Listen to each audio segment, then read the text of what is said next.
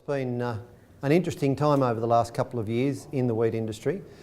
Finally, in 2012, Wheat Exports Australia was abolished, and I don't think there's anyone in the industry that says we need to be doing what we were doing. Since then, the industry has been working towards port access, a mandatory port access code, and getting on with the job of exporting wheat. There's been a number of aggregations within the industry, joint ventures and people buying one another out, and that was always inevitable. It's true to say a lot of farmers have struggled to find their place in a deregulated world. I mean, once they comfortably sold everything off through a single desk and someone else post-farm gate worried about what was going on in the market. What would you say to those farmers who are still, after 2 years, finding it hard to find their way?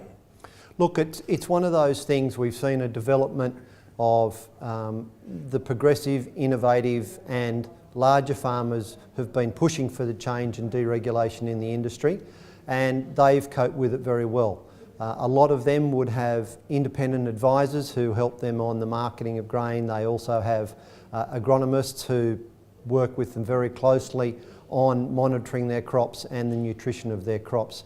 Unfortunately, there is a number, and it might be the larger number of growers who don't have a critical mass in volume, are also mixed farming, and therefore their time and attention is devoted to a number of different areas and commodities, and so they can't put all that attention into their grain. And at the moment they might be considered some losers because they can't pay the attention to the market that they need to in their grain.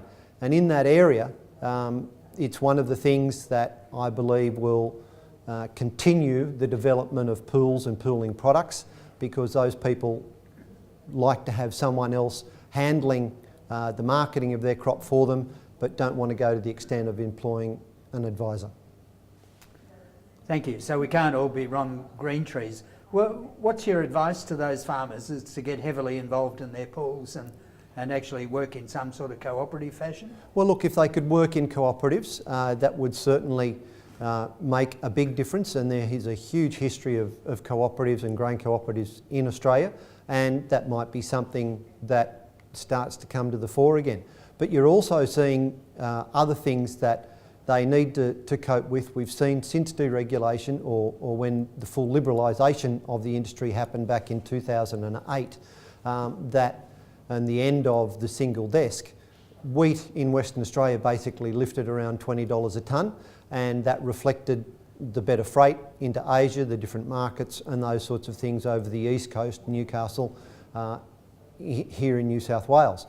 We've now got this year, to confuse everyone, the reverse situation where it's very, very dry on the east coast, and we're actually operating on export parity on pricing, and so the east coast is about $25 above the west coast. So there's horses and courses for the year, for different years, depending on the circumstance. But certainly we're now in a volatile market that attention needs to be paid to by growers. I understand, or I don't understand, there are in Australia 3 major bulk handlers. I understand one of your big concerns in life is lack of available access to stockpile information at any given point in time, so that people who are looking at marketing can actually do so with some knowledge about what's in the shed and what's in the silo and what's not. Can you tell us a bit about that concern? Yeah, Mike, I think this is a really key point for everyone. The argument from the bulk handlers is that growers' information will be disclosed and everyone will know their stocks. No one is talking about disclosing an individual's stocks in any way, shape or form. A market can't operate unless there is true transparency. If only a small group of individuals, an oligopoly, have all the information on stocks, then how does the market price any particular grain or grade of grain in the correct fashion? One of the things that has been opposed by the bulk handlers is the transparency of stocks information, saying it's too difficult. It's not an area that Australia would want to look at as far as regulation, but that might be something that the government needs to look at in the future. We're operating in a situation now where we're getting more port terminals in Australia. We already had excess port capacity prior to deregulation. We've now got more ports being built, and more of the crop is being shifted in a shorter period of time. And we might get to the situation where it will be shifted in the first 4 to 5 months of the year after harvest. The issue then becomes, what are our stocks if it's all being shifted out? Is enough left in Australia for Australia's domestic consumption, and that's approaching 7 million tonnes. So in the future, at some stage, will we be looking at food security issues in Australia because we've just dropped the ball on what stocks transparency means to us? Interesting argument, because in the gas industry at the moment, a lot of Australian gas production is going offshore, and the argument is that there's not enough left for the domestic market, and that's pushing the price up and allowing the market to be manipulated by the gas suppliers. Infrastructure. There's people involved in the grains industry are very concerned about the state of our roads and bulk handling infrastructure. What's your view at the moment? Look, I think the government certainly is concerned about that, and the Minister Barnaby Joyce this morning said that we need to look at rail and certainly look at the gauges of rail that people of private investments are doing. We need to develop a standard set of criteria for what rail gauge is going to be used. The problem that the grain industry has is different rail gauges are used in different states, so getting trains between states becomes a big problem. But you're looking at now, for example, a development happening in Port Kembla. A new terminal is being put in there, and they'll be able to source grain from southern New South Wales and Victoria. If the rail gauges were right, they'd also be able to source it from South Australia or certain parts of South Australia, and that's a wonderful strategic move, and I think we'll see other organisations looking at controlling the supply chain in that area because they need it for their ports. But not likely to happen overnight. No, it's a long-term project, that one. By all accounts, on the eastern seaboard this year, it's going to be a fairly ordinary wheat crop compared with what it might have been at the beginning of the season. Forgetting about the weather for a little while, what are the challenges and opportunities for grain growers that you see as we sit here in 2014 in the coming 5 years? Oh, look, I think the immediate problem on the eastern seaboard for growers is what sort of crop are they going to have, where do they sell it, what protein levels. Because it's running short, the east coast is running on import parity, and as I've indicated to a number of growers, how long that good price will last will be determined by rains for a sorghum crop. If we get a big sorghum crop, they'll put a bottom in that market. Or if someone, a flour miller for example, says, well, we need to import some grain from Western Australia or South Australia, that will sort of take the top off that market. The biggest problem that growers can't control is the weather, and it's the weather that determines what crops we put in and what the yields are. As you know, this year across South Australia, Victoria and southern New South Wales there have once again been frosts. The challenges there are for the breeders of getting varieties that are more frost tolerant, and also in this day and age with the large farm machinery not putting in as much acreage in a day as they do, because then you're getting greater areas being affected by frost. Tell us, if you can, about Avant Agri, what you do, how long you've been in the market, who your partner is, and then perhaps give us a bit of a thumbnail biography of yourself.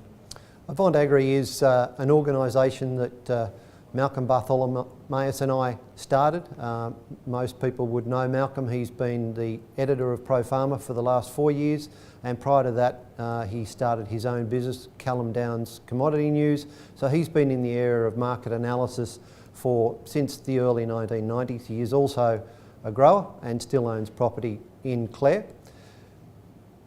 We started the business basically both coming from the same ethos. Our concern about how pools were being run particularly in the grain industry, how some organisations were lifting the estimated pool return to attract tonnage, and I certainly saw that when I was at WEA and indicated to grower organisations how we would go about auditing those organisations, those pools, to determine if they were trying to attract tonnage by just lifting the price higher. Because of those sorts of concerns and the outcome of some of those audits, Malcolm and I decided that we would start this business based initially on grain pools, where our EPRs are absolutely transparent. They are today the cash market less our fees. So we can't attract the tonnage by lifting our prices because everyone knows what the cash market is. Then our EPRs become more reflective as we make sales, receive grain and make sales, but the sales are pretty easy to organise your EPR, then the balance unsold is marked to market on the day. So we don't predict the future or lift the price to attract tonnage. That way it's completely transparent and completely auditable. We also have each of our pools audited prior to final payment being made. So for example, in March, our 3-month pool sales have completed. We know what our final payment is going to be, but we actually hand everything over to an auditor who checks the whole lot, and then with the final payment, we provide an audit report with the final payment and a pool report. We don't believe anyone else is doing that at the present, and that's what needs to happen so that growers know at the time they get their final payment that everything was above board. So how's it going, and what are you doing to spread the word about what's unique about your business? Look, it's going well. We were happy with our first year, and what's even more pleasing is most of the growers who've committed to last year have committed to give us more grain for this year, and they're the ones we've been in contact with, and we've had others who are ringing us looking for contracts and that at the moment, which we're really happy about. How are we getting the word out? So we believe it's important for growers to know who we are and speak to the 2 directors of the company. So Malcolm and I have been out at field days doing road shows, and Malcolm's actually with the Pro Farmer Roadshow at the moment around South Australia. So we believe it's important to get in front of growers. We also advertise in local papers and the national media. Finally, Peter, could you tell us a bit about your life and times? My life and times. Mike, I started life, I suppose, went to Wagga Ag College and was lucky enough to manage some corporate American properties in the Riverina in the late 80s. I then leased a property in the Bathurst area during times when wool price was lifted from a reserve to a minimum price, and we ended up with a huge stockpile. I really didn't like being in that situation, not being in control, so I actually went back to university and got a double degree in marketing and finance, and was lucky enough to land a job lecturing in the same at Sydney University for 5 years. I needed to get back onto a ground roots agricultural area, so I went to Gilgandra and managed a co-op there in the late 90s. I introduced pools up there, and they were very successful for the co-op. I then moved on to the stock feed industry and was regional manager for a company called Castlegate, they're now Castlegate James, and that was a wonderful learning experience. And I then landed a job with Wheat Exports Australia, whose role at that stage was monitoring AWB and reporting on their performance, and I suppose the rest is history as to what happened with that organisation from 2006 onwards. Well, we wish you well, you and your partner well, in your venture as you go forward, and we hope a lot of grain growers look you up on the internet and get in touch. Thanks very much, Mike.